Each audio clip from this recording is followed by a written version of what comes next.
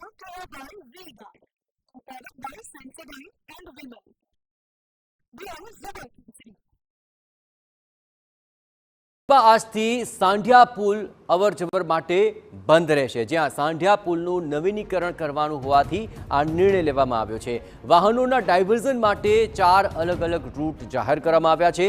ભોમેશ્વર વિસ્તારમાંથી હોસ્પિટલ ચોક જવા માટે વન વે જાહેર કરાયો। રિક્ષા, કાર હવે રેલનગર અને કેસરિયાથી મન જોગી થયું રે, દિલ ઝૂમે જુઓ મત મસ્ત થયું રે, કેસરિયાથી મન જોગી થયું રે। हर पल मनाओ केसरी त्योहार। विमल, बोलो जुबान केसरी। પોપટપરા નાળા પાસેથી ચાલશે। બસ અને ટ્રક જેવા મોટા વાહનો 150 ફૂટ રિંગ રોડ પરથી પસાર થઈ શકશે।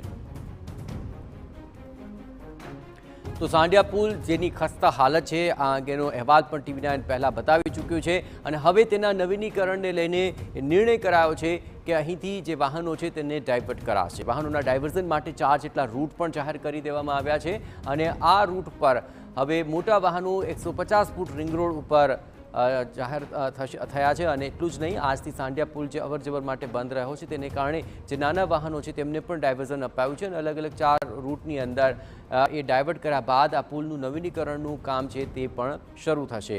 વાહનોના ડાયવર્ઝન માટેના આ 4 રૂટ છે તેની પર વધુ વિગતે વાત કરવા માટે જોડાઈ રહ્યા છે TV9 સંવાદદાતા મોહિત। સાંઢિયા પુલની ખસ્તા હાલત બાદ આખરે આ નિર્ણય કરાયો છે, રૂટને લઈને શું વ્યવસ્થા છે અને ક્યાં સુધીમાં નવીનીકરણનું કામ પણ શરૂ થઈ જશે?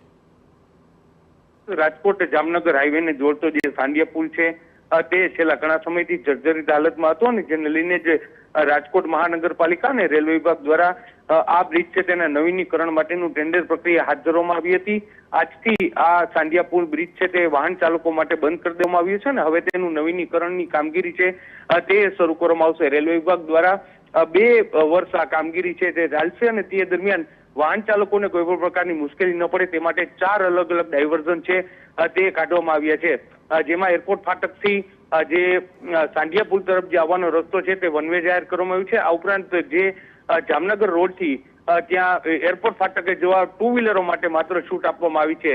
જે રિક્ષા અને કાર છે તે રેલનગર બ્રિજ થઈ અને પોપટપરા નાલાથી તે શહેરી વિસ્તાર તરફ જશે। આ ઉપરાંત જે ભારે વાહનો છે, બસ હોય, ટ્રક હોય, આ તમામ વાહનો છે તે 150 ફૂટ રિંગ રોડ થઈ અને રૈયા ચોકડીથી તેઓ શહેરી વિસ્તાર તરફ આવી શકશે। ટ્રાફિકની અવ્યવસ્થા ન સર્જાય તે માટે પૂરતો પોલીસ બંદોબસ્ત છે તે પણ ગોઠવવામાં આવશે। જો કે છેલ્લા ઘણા સમયથી જર્જરિત હાલતમાં જે સાંઢિયા પુલ હતો, હવે તે આગામી દિવસોમાં 4 લેન બ્રિજ થશે, જેના કારણે વાહન ચાલકોને જરૂરથી રાહત મળશે। જી Jayesh.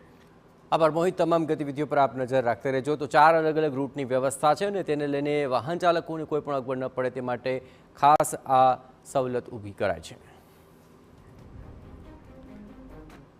Brought to you by Vega, a product by Sensodyne and Women. We are Zebra.